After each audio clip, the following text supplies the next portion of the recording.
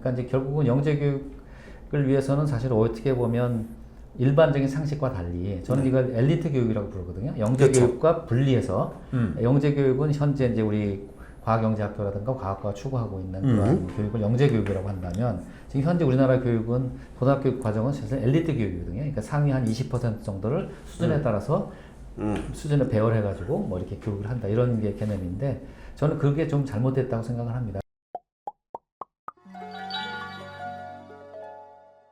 그럼 이제 고민은 똘똘한 학생을 가르치고 있는 학부모일 수도 있어요.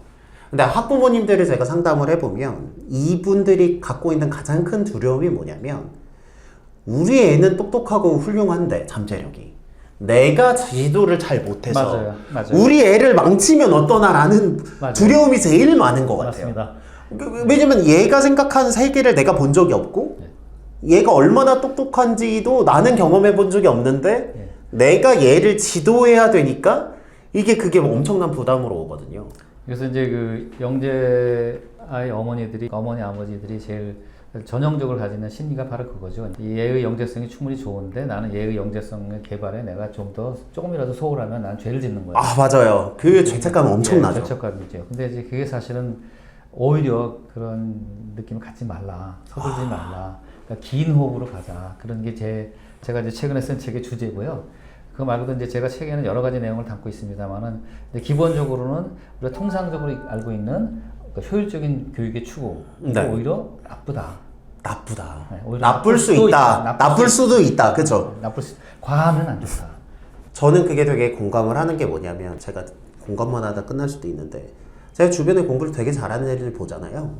여러분들이 생각하시는 것보다 그 길이 더 위태롭습니다. 왜냐하면 그 친구들 입장에서는 내 말을 이해해주는 사람들의 숫자도 적고 거기서 자기도 더 진도를 나가야 되고 서울대 들어가서 학생들이 망가지는 경우들도 다 비슷하거든요. 왜냐하면 너무너무 잘하는 천재가 존재함을 내가 알았고 그 수준을 맞추려면 너무너무 많은 노력이 필요하고 나도 이미 잘한다는 소리를 듣는데 그러니까 내 무게도 무거운데 여기다 더 무거운 무게를 올라와야 저 경지를 도달할 수 있잖아요. 그 사이에서 이 고통을 나눌 친구가 없단 말이죠.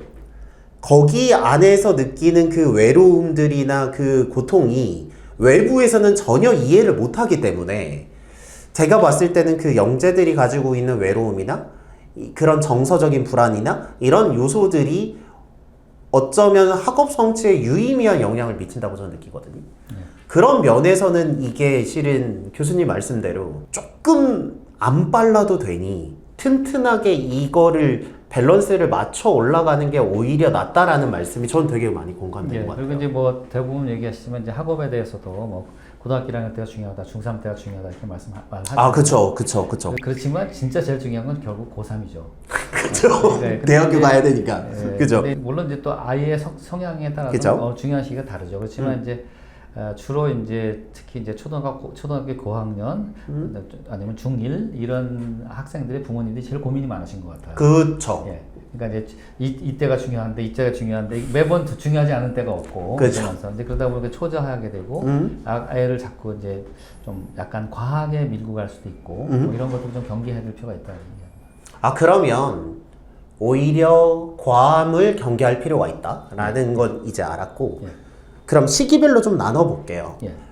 영재가 되게 두드러지게 우리 애기 영재인가 봐라는 느낌이 오는 건 아마 10세 전후? 뭐 초등학교 저학년? 이때일 것 같거든요. 맞습니다. 만약에 우리 아이가 느낌이 좋아. 영재 느낌이 나는 것 같아. 그럼 이때는 뭐라는 게 제일 추천하세요? 지금 현재 우리나라 영재 교육 시스템이 있죠. 국가에서 제공하는. 그렇죠. 영재교육원도 있고. 영재교육원에 이제 그렇죠. 되게 5학년, 6학년 학생들이 이제 그때부터 시작이 되는데 그 전에 이제 3학년, 4학년 학생들이 중간에 껴있죠. 그래서 이제 정답은 없습니다. 당연히 우리가 흔히 권할 수 있는 게 이제 예를 들어서 독서, 또 이제 수학 공부 이런 거 아니겠습니까?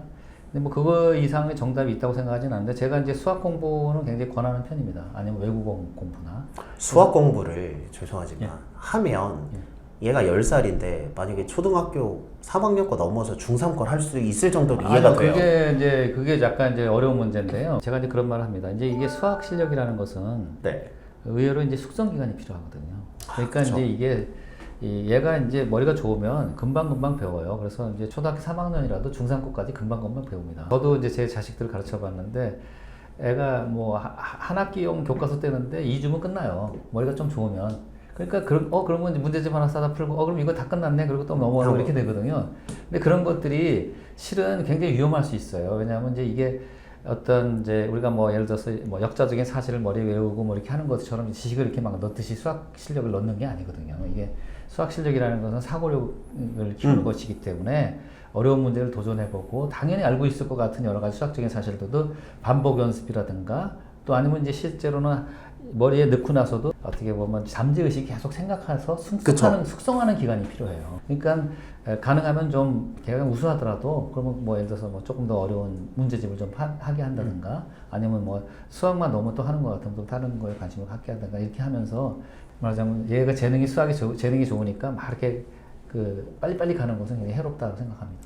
근데 이게 저는 솔직히 학생들이 지도하는 입장에서 딜레마가 뭐냐면 말씀하시는 거 되게 공감해요.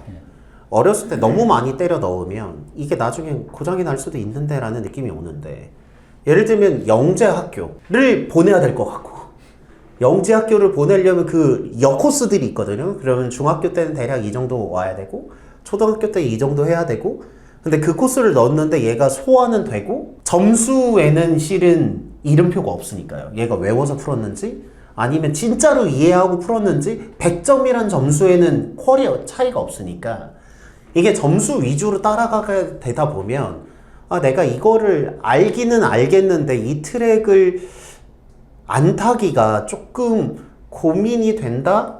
라는 그 부모님의 마음을 저는 좀 이해는 될 것 같아요. 저도 이해는 됩니다. 그래서 사실은 이제 제 책에도 썼지만 저는 기본적으로 그래서 지금 현재 이제 과학경제학교의 숫자가 너무 많다라고 생각하는 사람이고요. 그렇죠.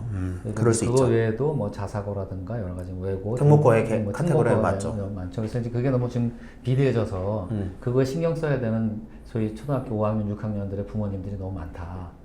그래서 그러다 보니까 이제 경쟁에서 이겨야 되기 때문에 또 자꾸 하게 되고 또 아무래도 적어도 중학교 과정까지는 선행한 학생들이 유리하기 때문에. 그렇죠. 그러니까 이제 그렇게 되는 이제 어떤 악순환이랄까. 그러니까 이제 결국은 영재 교육을 위해서는 사실 어떻게 보면 일반적인 상식과 달리 저는 이걸 엘리트 교육이라고 부르거든요. 영재 교육과 분리해서 영재 교육은 현재 이제 우리 과학영재학교라든가 과학과가 추구하고 있는 그런 교육을 영재 교육이라고 한다면 지금 현재 우리나라 교육은 고등학교 과정은 사실 엘리트 교육이거든요. 그러니까 상위 한 20% 정도를 수준에 따라서 수준을 배열해가지고 뭐 이렇게 교육을 한다 이런 게 개념인데 저는 그게 좀 잘못됐다고 생각을 합니다. 근데 그건 어차피 정책의 문제니까 여기서 논의로 하고 여기서도 누구나 다 딜레마라고 생각할 겁니다. 제가 부모라도 얘를 영재학교 보내고 싶어.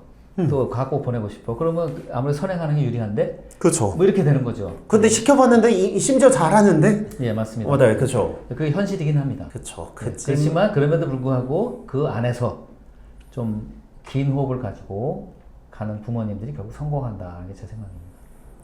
근데 쉽지 않은 얘기죠. 이게 오토바이를 타는데 180km까지는 오케이고 190은 되면 안 되고 근데 180도 이미 빠르긴 빠른데 얘는 190을 갈 수 있는 역량은 있고 이게 알면서도 한 템포를 쉰다는 게 그렇죠. 올림피아드 최고급 학생들을 보면서 아버님들보다 어머님들을 많이 보게 되죠. 그렇죠. 어머님은 어떤 특징이 있으세요? 어머님들의 공통적인 특징이 있다면 네.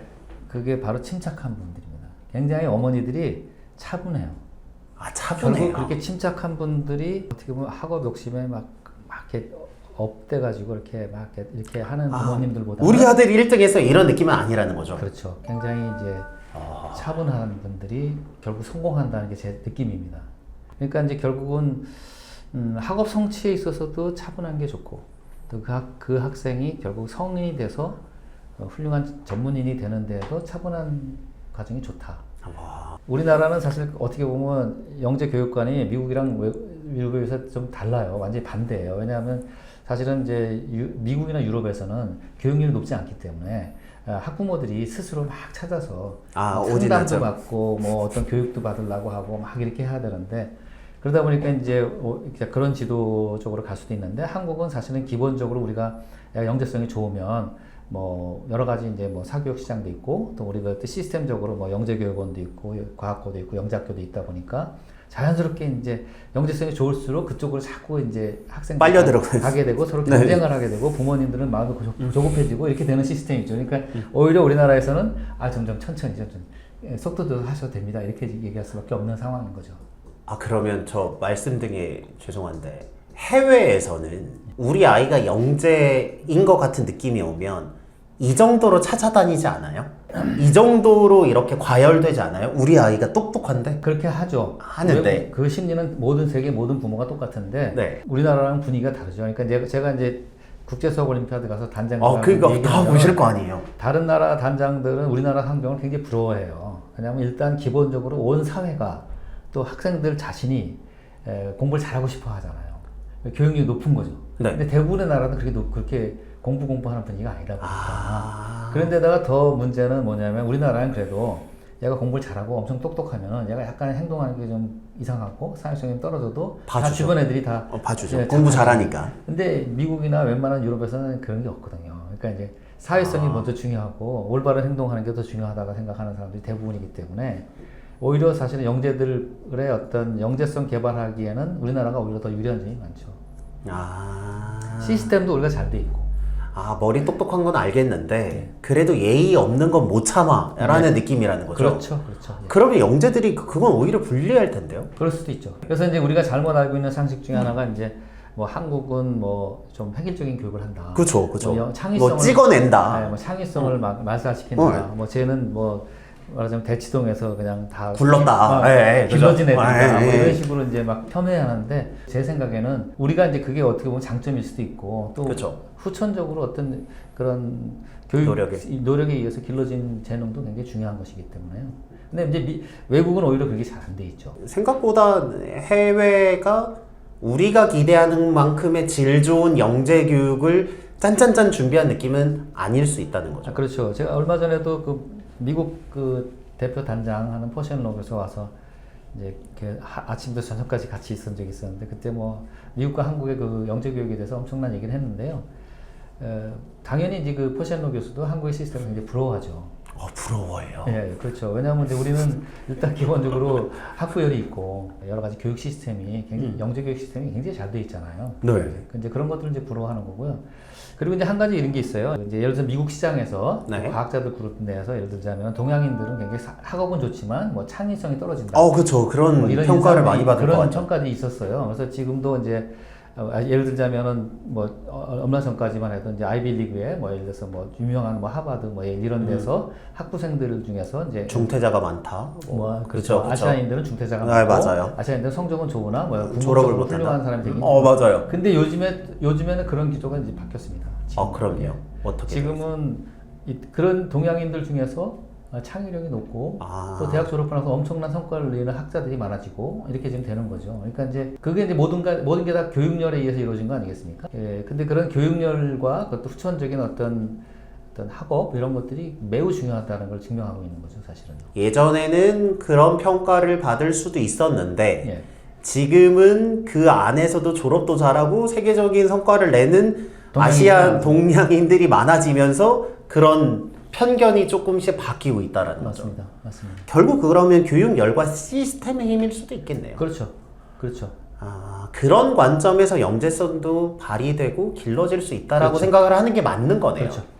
그래서 영재교육 시스템으로만 치면 아마 대한민국이 전 세계 넘버 원일 겁니다. 그건 뭐 당연히 그럴 것이고요.